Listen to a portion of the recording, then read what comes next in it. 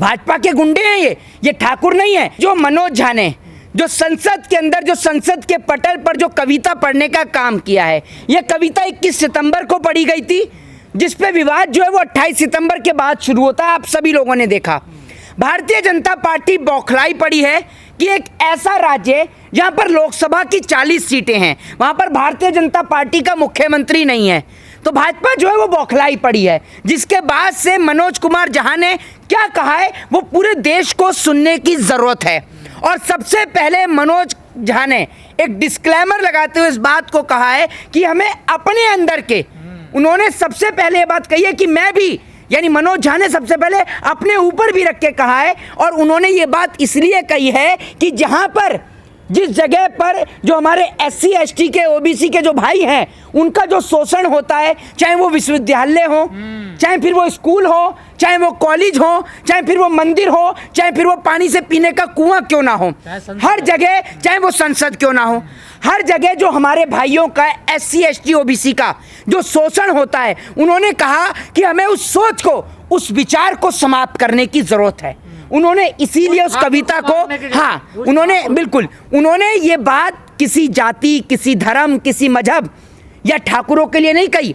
इस देश के अंदर बहुत सारे ठाकुरों का इतिहास ऐसा भी रहा है जिन्होंने इस देश के लिए अपना सर्वोच्च न्यौछावर कर दिया, अपना तन मन धन सब कुछ न्यौछावर कर दिया। लेकिन आप इस देश के उन लोगों को क्या समझाएंगे जिन्होंने संविधान ना पढ़कर इन्होंने लड़ाई और झगड़ा ही किया है, जो स्कूल ना जाकर स्कूल के पीछे पड़े हों, उनको आप क्या समझा सकते हैं। तो मनोज झा ने जो बात कही है वो ठाकुरों को लेकर नहीं कही है, उन्होंने कही है एक विचारधारा को लेकर, जो विचारधारा गरीबों को शोषित करने का काम करती है, उनको वंचित करने का काम करती है, उनके अधिकारों से उनको मारने का काम करती है। इस देश के अंदर आप सभी लोगों को पता था कि लोगों को पानी नहीं पीने दिया जाता था, किस प्रकार से SC ST के लोगों ने, OBC के लोगों ने, आज वो यहाँ तक पहुँचे हैं कि वो डॉक्टर, इंजीनियर, IAS और IPS बने हैं।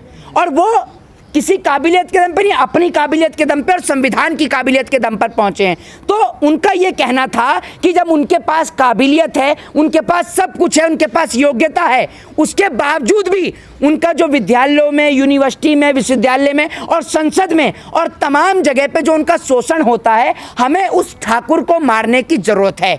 ये कहने का अर्थ मनोज झा का था। लेकिन इस बात को धमकी दे रहे हैं मनोज झा को, मैं आपको बता देता हूँ ये कौन लोग हैं। अब RJD की पार्टी से एक क्या कहते हैं विधायक हैं जिनका नाम है चेतन आनंद, उनके पिताजी का नाम है मोहन आनंद, सभी को पता है आनंद मोहन उनका नाम है। तो आपको एक बात बता देते हैं, वो ये कहते हैं कि अगर ये कविता मेरे सामने पढ़ी गई होती तो मैं जबान निकाल के सभापति के सामने रख देता। आप सोचकर देखिए कि आपका मानसिक संतुलन क्या ठीक नहीं है, या आपने सुनने का काम नहीं किया। सबसे पहले मनोज झा ने ये बात अपने ऊपर रखते हुए ही कहा, और आज वाकई में ही इस देश के प्रत्येक नागरिक को SC ST OBC माइनॉरिटी, ब्राह्मण, शूद्र, वैश्य, क्षत्रिय, इन सबको समाप्त करना होगा और हमें एक भाई के साथ मिलजुल कर इस देश में रहना होगा। क्योंकि अगर देश को आगे बढ़ाना है तो हमें इंसानियत और मानवता के रास्ते पर चलना पड़ेगा।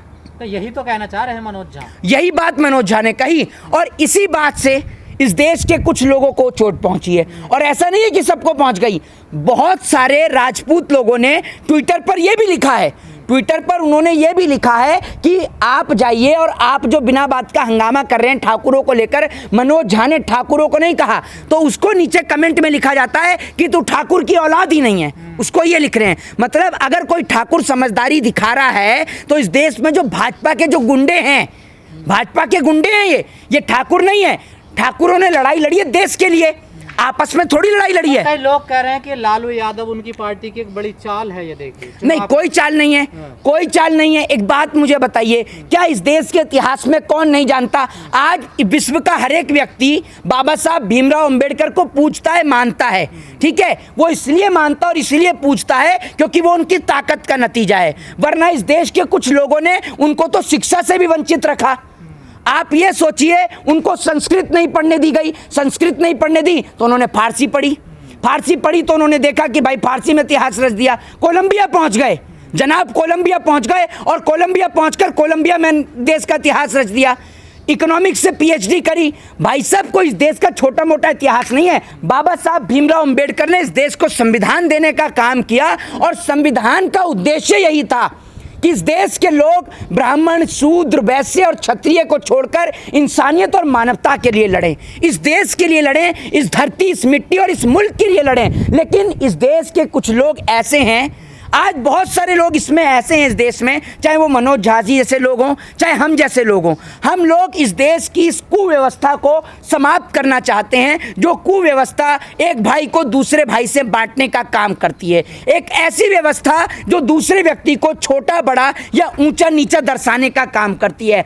हम लोग एक जैसे दिखते हैं, हम सभी के पास 2 हाथ हैं, 2 पैर हैं, एक दिमाग है, तो हम लोगों को उस दिमाग का प्रयोग करना चाहिए। और मनोज झा की इस कविता का एकमात्र उद्देश्य सिर्फ यही था कि इस देश में जिस प्रकार से महिला आरक्षण बिल पर यह मुद्दा पूरा छिड़ा था, उन्होंने कहा था कि महिलाओं को आरक्षण तो मिल जाएगा, बिल्कुल मिल जाएगा, लेकिन पहले महिलाओं को सुरक्षा देने की जरूरत है। आज जिस प्रकार से एक छोटी सी नन्ही सी बच्ची मध्य प्रदेश के अंदर सड़कों पर घूमती है खून से सने हुए कपड़े पहनकर, आप सोच कर देखिए। एक और आप और हम महिलाओं को आरक्षण देने की बात करते हैं, दूसरी ओर हमारे देश में बेटियां सुरक्षित नहीं हैं। आज हमारे देश की बेटियां, हमारे देश की बहन अपने आप को असहज महसूस करती हैं, अपने आप को कमज़ोर महसूस करती हैं और वो ये सोचती हैं कि रात को 10 बजे के बाद मैं घर से निकलूं या ना निकलूं। चलिए तो रात की बात हो गई, भाजपा का शासन आने के बाद बेटियां दिन में भी अब घर से बाहर नहीं निकल सकती। बेटियां तो बेटियां, छोटी बच्चियां भी घर से बाहर नहीं निकल सकती। और आप देख लीजिए, कोई एक विश्व हिंदू परिषद, आपका बजरंग दल, आरएसएस, कोई भी मध्य प्रदेश की घटना पर नहीं बोला। और प्रधानमंत्री लगे हुए हैं कि मेरा चैनल है भाइयों बहनों मित्रों, और उसको लाइक करें, शेयर करें, सब्सक्राइब करें, और वो जो झुंझुना टुनटुना होता है ना बेल आइकन, उसको प्रेस करें। वो उसमें बिजी हैं, ठीक है। इसके बाद में तो क्या दिक्कत है? आजकल तो इतना खतरा मंडरा रहा है कि किसी सांसद के घर पर जाओ तो सांसद गेट नहीं खोल रहा। तो मैं देख रहा हूँ सांसद गेट काहे नहीं खोल रहा, तो पता ये चलता है कि सांसद इस घबराहट के मारे गेट नहीं खोल रहा कि कहीं कोई सांसद को विधायकी की टिकट ना पकड़ा जाए। आज जो लोग हेलीकॉप्टर से उड़ा करते थे वो बाइक पर बैठकर चुनाव प्रचार कर रहे हैं। और अब तो मुझे ऐसा लग रहा है कि नरेंद्र मोदी जी ये कह देंगे, क्योंकि अब मोदी जी जो हैं वो इंटरनेशनल ब्लॉगर बन चुके हैं, ब्लॉगिंग करना इनका पेशा हो चुका है, अब जगह जगह जाकर ये ब्लॉगिंग करेंगे। तो अब यूट्यूब चैनल इन्होंने अपना स्टार्ट कर ही दिया है। मुझे लगता है गोदी मीडिया से कोई नाराज़गी हो गई होगी, कुछ पैसे को लेकर ऊपर नीचे हो गया होगा, तभी मोदी जी ने कहा अब तो अपना यूट्यूब चैनल खोलूँगा। और सबसे बड़ी बात ये, मोदी जी कहते हैं कि मैंने अपना यूट्यूब चैनल काफ़ी समय पहले खोल लिया था। जब आपने काफ़ी समय पहले अपना यूट्यूब चैनल खोल लिया तो उस पर फॉलोअर मात्र 2 करोड़ हैं। अब देश की जनता को ये सोचने वाली बात है कि 125 करोड़ की जनता ने मोदी जी को वोट दिया है, ऐसा मोदी जी कहते हैं। मानता कोई नहीं है, क्योंकि हमें तो पता है कि वोट सिर्फ और सिर्फ ईवीएम से मिला है। तो अगर मोदी जी को 125 करोड़ जनता ने वोट दिया तो यूट्यूब पे मात्र 2 करोड़ सब्सक्राइबर क्यों हैं? क्योंकि नरेंद्र मोदी जी को अब कहीं भी कोई भी सुनना पसंद नहीं करता। इसलिए मोदी जी ने क्या किया है, अब तो मुझे लगता है टिकट भी इसी बेस पे मिलेगी, जो 150 सब्सक्राइबर लेकर आएगा या 200 सब्सक्राइबर लेकर आएगा, उसी की टिकट मोदी जी कंफर्म करेंगे। और अब मुझे लगता है संबित पात्रा टीवी पर बैठने से पहले ये करेगा, नहीं अंजना जी, नहीं अंजना जी, नहीं अंजना जी, 1 मिनट सुन लीजिए, 1 मिनट सुन लीजिए। सबसे पहले डिबेट शुरू बाद में होगी, सबसे पहले मोदी जी का चैनल है, आप इसको लाइक कर लीजिए, शेयर कर लीजिए, सब्सक्राइब कर लीजिए और टुनटुने को यानी बेल आइकन को प्रेस करवा लीजिए, फिर डिबेट को आप प्रारंभ करिए। तो अब मुझे लगता है गौरव भाटिया हो, सुधांशु त्रिवेदी हो, मुझे लगता है मोदी जी सबसे पहले जाएंगे और जो बाइडेन से कहेंगे फ़ोन चलाता है जरा निकाल मेरा चैनल, और सब्सक्राइब करने का काम करेंगे। तो ये पहली बार देश के इतिहास में ऐसा कोई प्रधानमंत्री है जिन्होंने अपना यूट्यूब चैनल बनाने का काम किया है। क्योंकि मोदी जी क्या है, अभी इस देश की हालत तो पूरी बिगाड़ी दी है, उजाड़ी दी है। तो वापस से मोदी जी अब अपने स्टेशन पे चाय बेचना शुरू करने वाले हैं,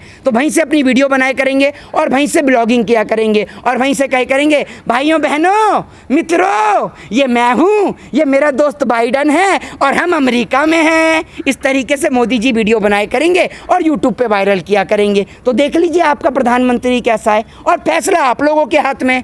दोबारा इसको चुनेंगे या किसी पढ़े लिखे और शिक्षित व्यक्ति को चुनेंगे, ये सोच आपकी है और फैसला आपका है।